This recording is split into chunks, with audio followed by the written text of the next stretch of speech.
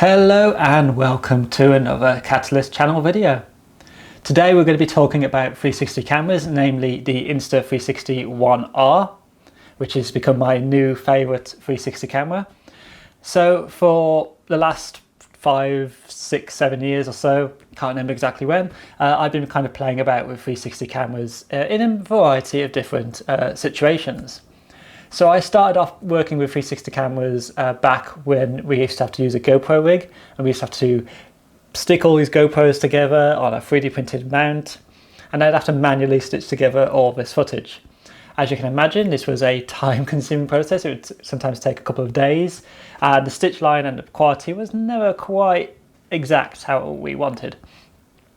So once the ability to get all-in-one consumer-grade 360 cameras came about, I instantly sort of jumped on that wagon, so to speak.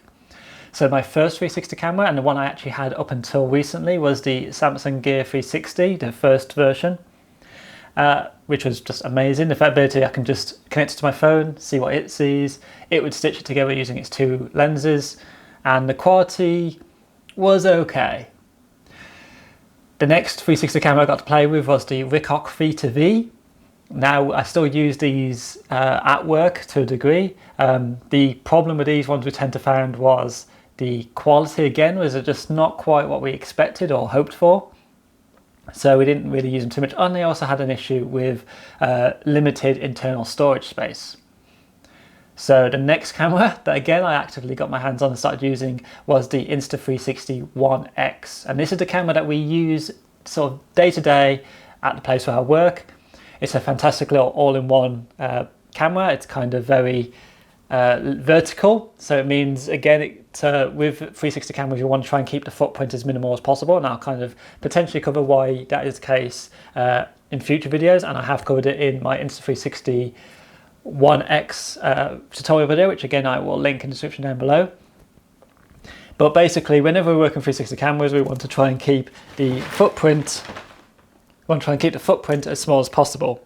So we tend to use, well, I tend to use light stands with a very thin setup, just to make it so when I stitch away what's underneath the camera, it makes my life a bit easier.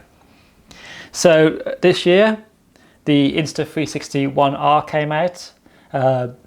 Again, I couldn't get this when it first came out. I was a little bit late to the game, but this is a modular 360 camera, or modular action camera, or modular just camera in general sense, which basically is quality-wise just amazing for the price you're paying for it. Now, this is not the professional grade kit. This is still consumer grade equipment.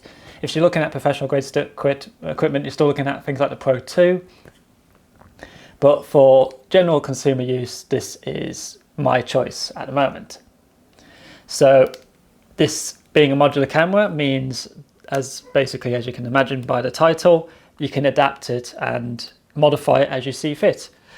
So the version I bought was the Twin Edition, which comes with a 360 lens, which is these two wide field of view lenses. The little touchscreen, which is the core, the brain essentially.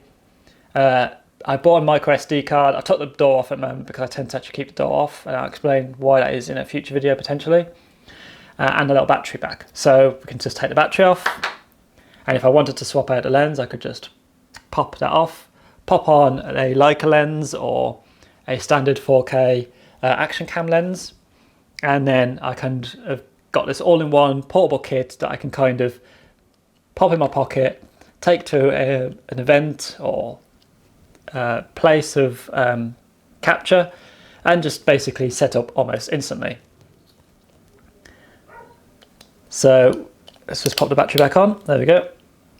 So what you'll see in this video is you'll see some shots that I took with this 360 camera.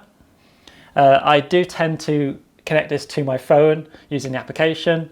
The battery life on this is about 1 hour using the inbuilt battery, or the supplied battery rather. You can get a boosted battery, which I'm trying to get my hands on, which will be about 2 hours-ish when using 360. Advertises itself as a 5.7K camera lens. However, whenever we're working with anything 360, whatever resolution it advertises itself as, you want to divide that by the number of lenses. as you can imagine, the stitching process tends to reduce the quality somewhat.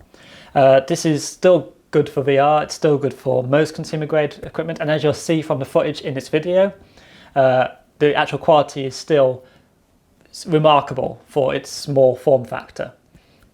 So if you want to see a footage of the 360 footage in its entirety, there will be a link in the description down below where you'll be able to see the 360 footage. Because obviously in this video you're only going to be able to see it in 16:9, you won't be able to actually see the full 360 view. But yeah, the Insta360 ONE R is a fantastic little camera. I have an affiliate link for this camera if you want, and that will be at the end of this video, where you'll be able to support myself and get yourself one of these cameras, or the Insta360 which is another little camera that I've started to use for point of view kind of pieces. And yeah, this is, I can't really not recommend this high enough. It is the best 360 camera market in the consumer grade space that I have found. But enough of that, let's just get on with looking at some examples of its quality in action.